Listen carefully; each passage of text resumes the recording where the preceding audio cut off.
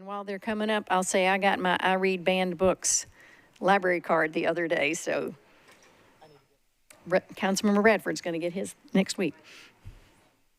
Maybe tomorrow.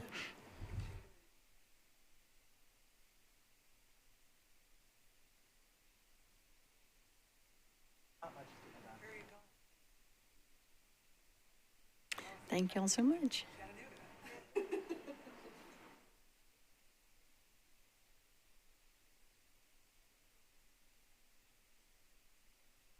All right, Mr. Kent, we'll ask you to introduce your team and then tell us if this budget will allow you to do what you need to do. Absolutely. Great.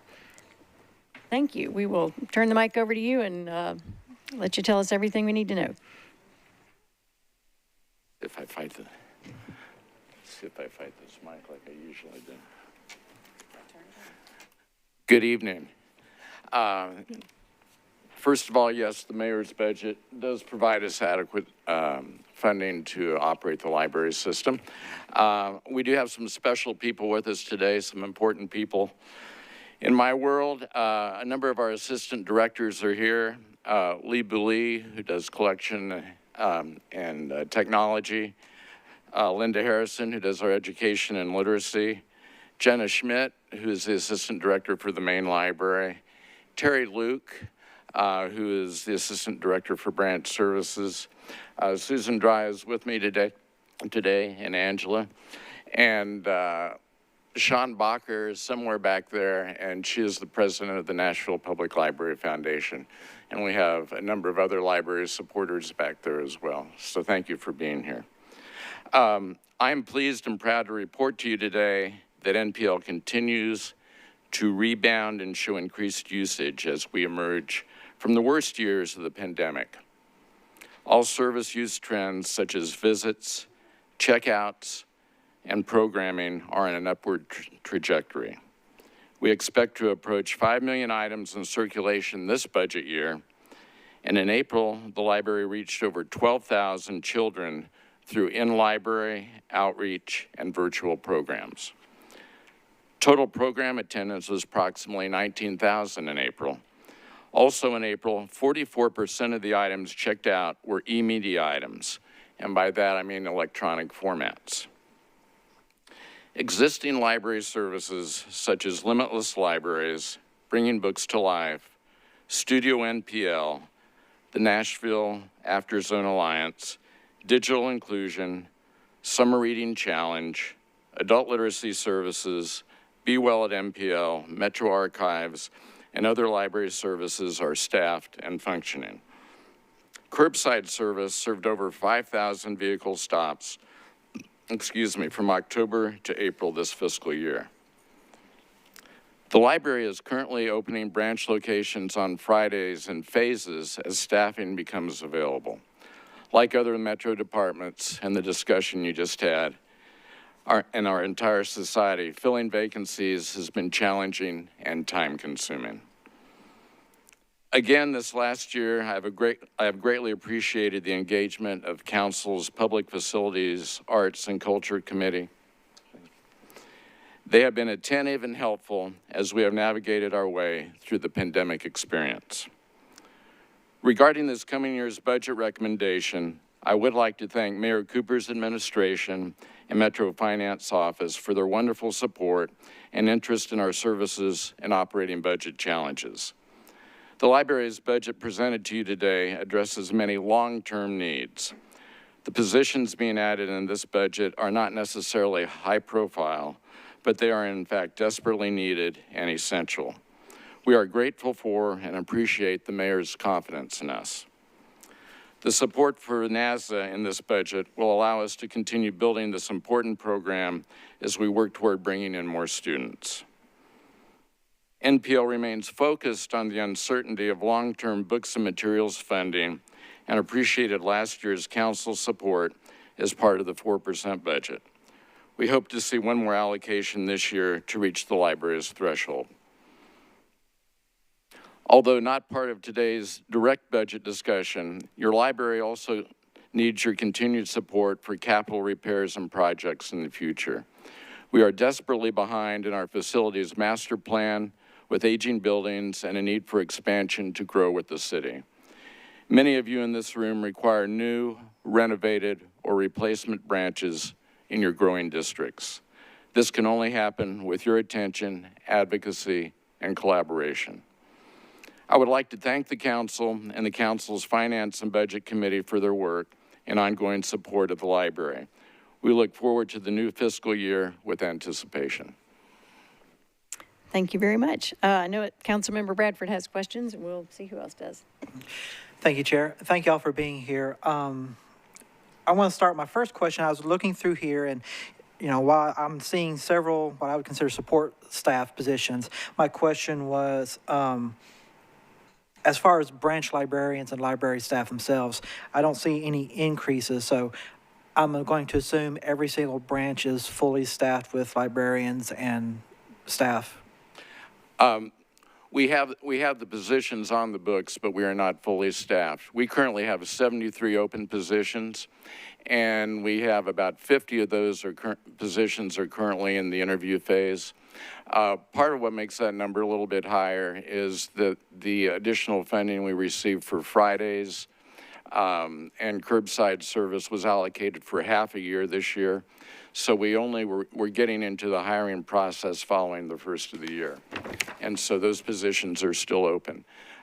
We believe once we have those positions filled, we should be in fairly decent shape. Thank you. And that kind of goes into my next question. You may have said it, so apology if I didn't hear it, but how many branches are all branches still only open part week? Do we have any that are open 7 days? And what's the real roadblock to having our library system 7 days a week, 365? Okay. Pruitt has been added to the Friday rotation, and not all of our locations are open on Sundays, and it would be far out with additional staffing. I think the step we took last year to achieve Fridays is a huge step. And once we are able to implement that and really be going forward with Fridays, it might be time to look at additional hours. Thank you. One of our requests this year was to add 2 evenings to the main library downtown, since the downtown area is becoming more like a neighborhood than just a downtown, and we feel that that location is going to begin functioning more as a branch. Thank you. And the last question I have for now, unless I think of anything else, looking at the at a glance that's on page 39-1, total revenues and transfers. In 2021-22, it was 1.6. For 22-23, it's only 202,000. Is that because there's grants that haven't been awarded yet, or can you explain the big drop in that year from 1.6 million to 202,000 for total revenues and transfers? It's a timing. Is it on? Yes. Yeah, now you are. It's a timing issue. We can't budget for grants until they pass council.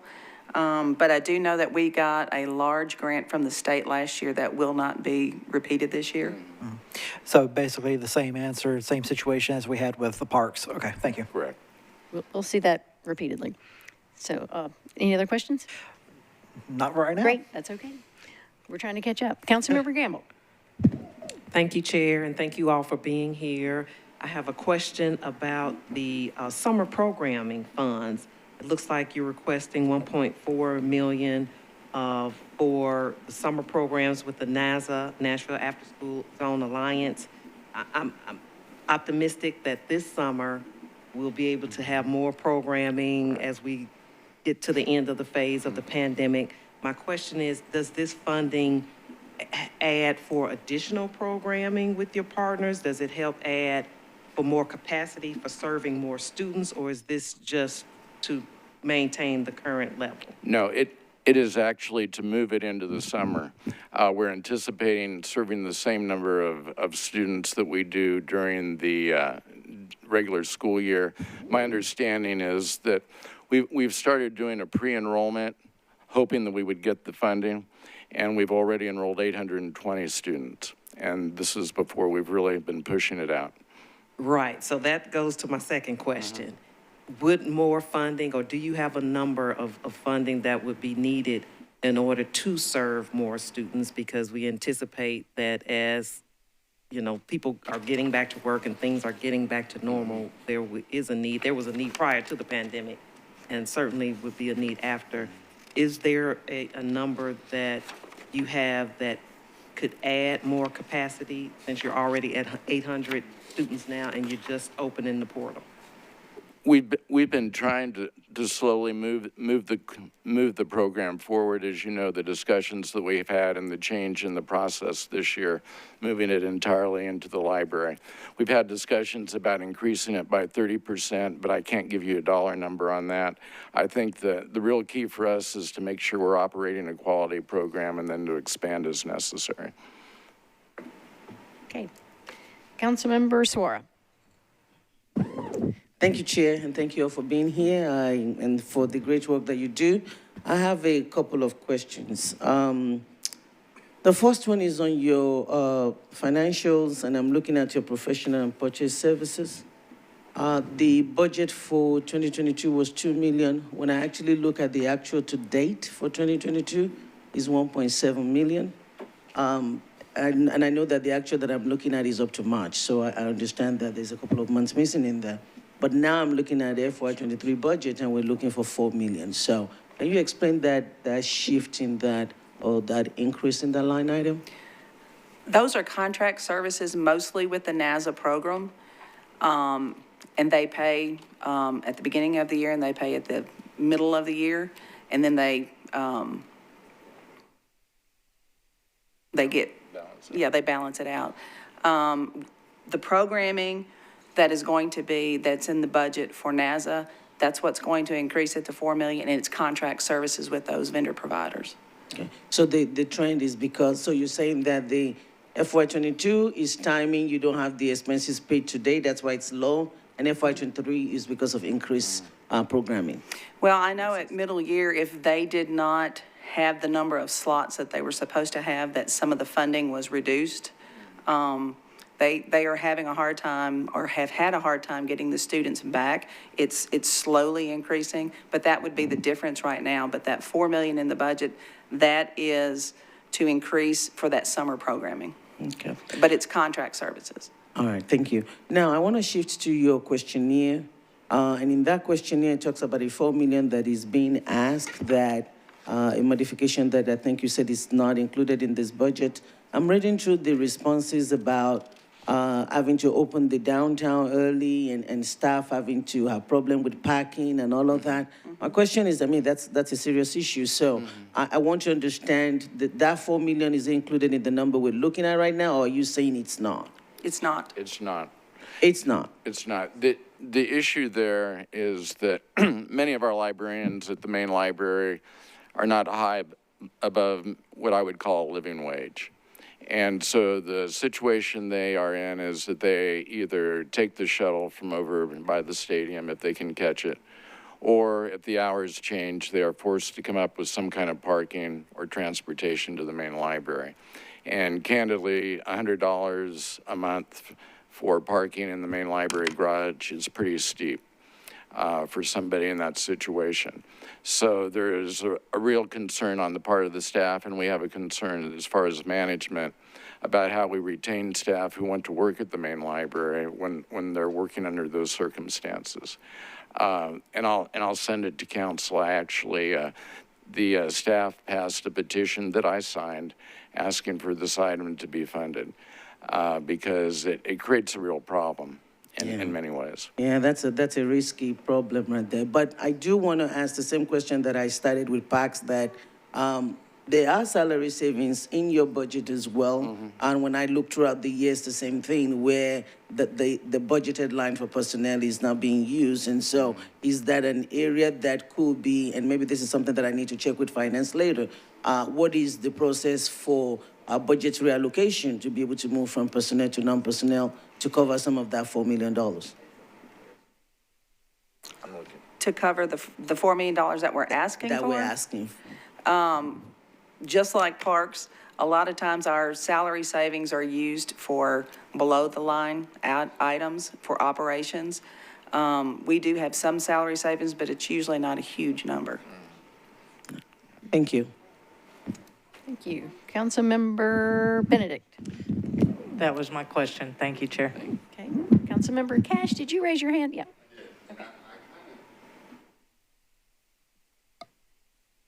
I kind of have the same question, but I kind of want to make sure I understand. So, some of the employees at the main library have to pay for their own parking. There's an opportunity that they could go and get a shuttle, which, I don't know, Right. 15, 20 minutes each way, and that is not a request in this budget to cover some parking for them. Is that, It was a request, but it was not included in the recommendation. it was a request to the mayor's office and not in ours? And what would the line item for that be? Like about, roughly, not necessarily to the dollar, but 200. It's 338,000. okay. I will say, as somebody who worked for Metro Schools for 17 years downtown, about a block away from there, their parking was an issue. And never, it was always a line item in the Metro Schools budget that when we didn't have space on our own at Hume Fogg, our parking was taken care of. We did not have to pay it on our own, and I certainly hope that we can make sure that employees are not having to lose money by getting to work in a timely manner.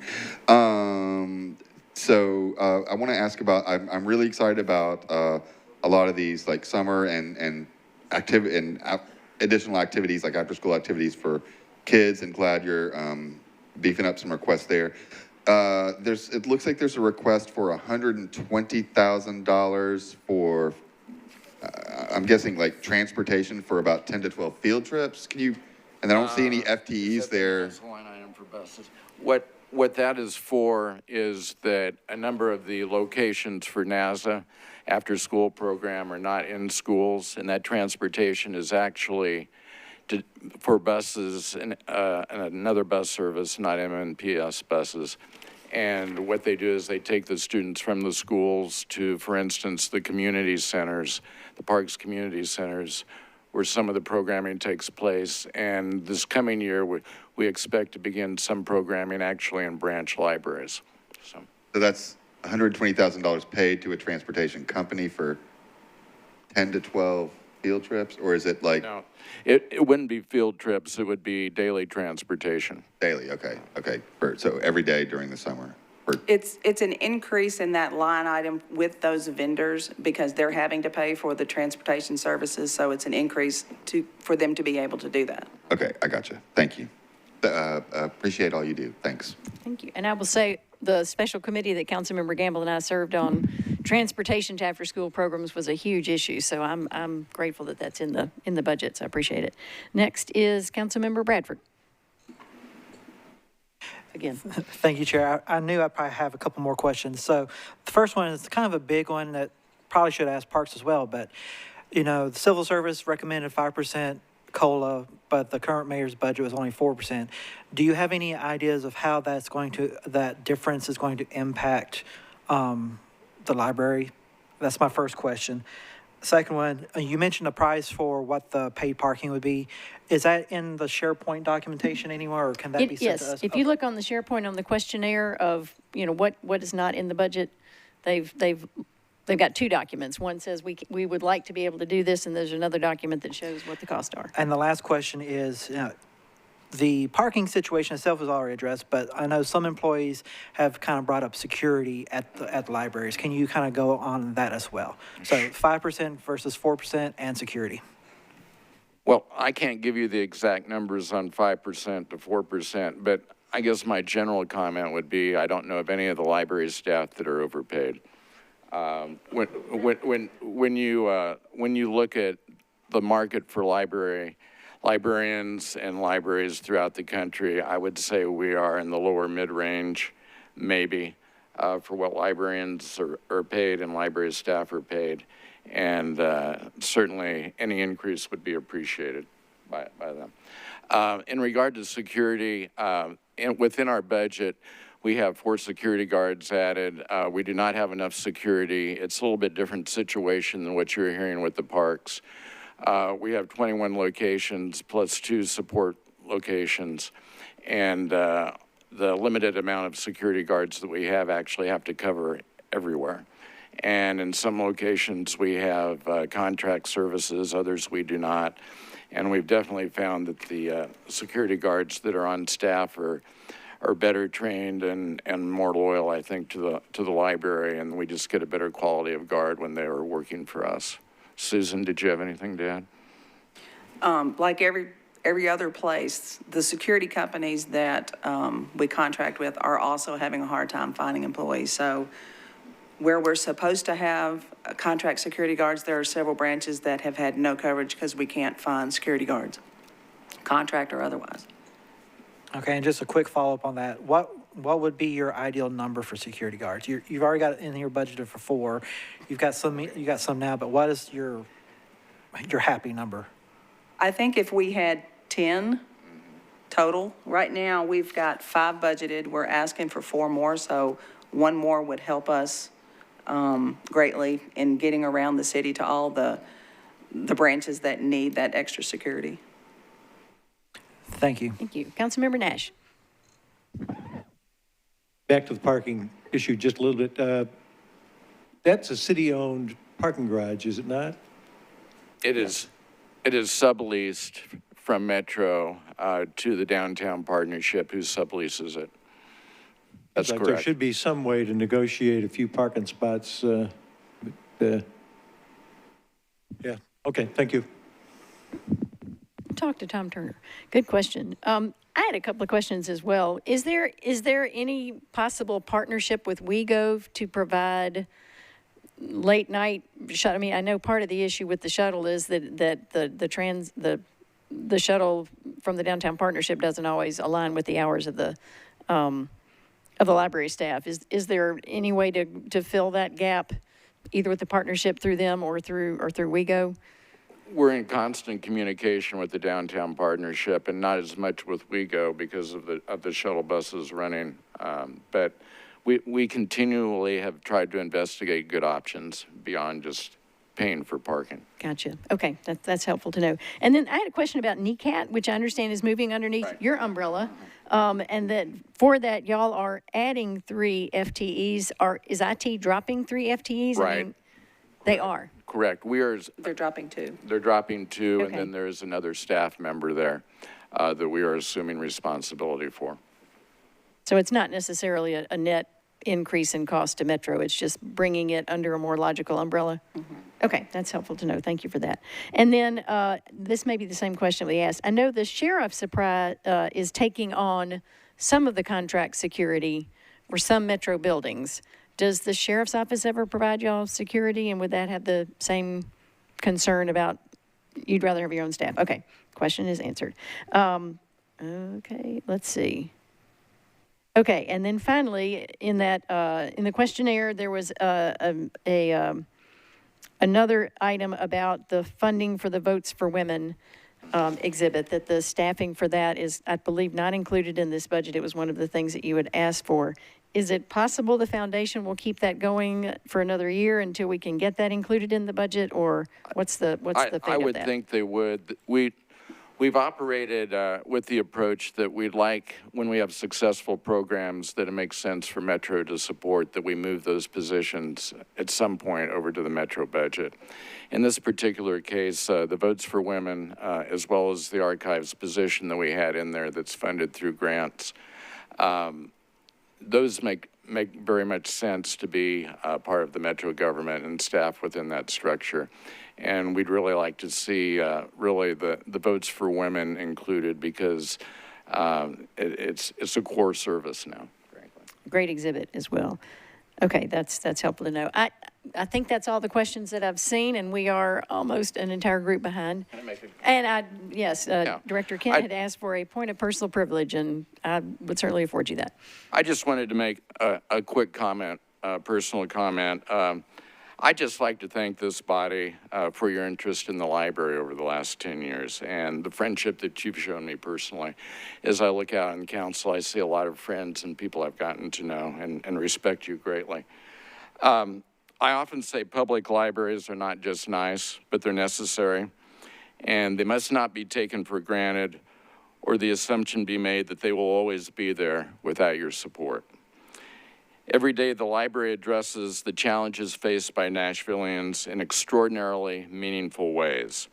Libraries create more literate and aware citizenry, helping people to maximize their potential and lead a fuller life. NPL is critical to education, literacy, and workforce development challenges, and I think a lot of times the workforce piece gets lost in the discussion. We assist in serving the homeless. The public library functions as a key piece of our democracy, providing access to all in our community, regardless of circumstances. It is the civic living room for Nashville, and in fact, NPL builds and lifts our neighborhoods and city. It is the great equalizer.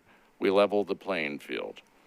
Please never forget that books are only half the story at NPL, and a city with a great library is, in fact, a great city. So thank you all. I've enjoyed this. And I would like to mention that we are at the end of Director Kent's career, and you are retiring at some date way too soon. So I would rise and thank you.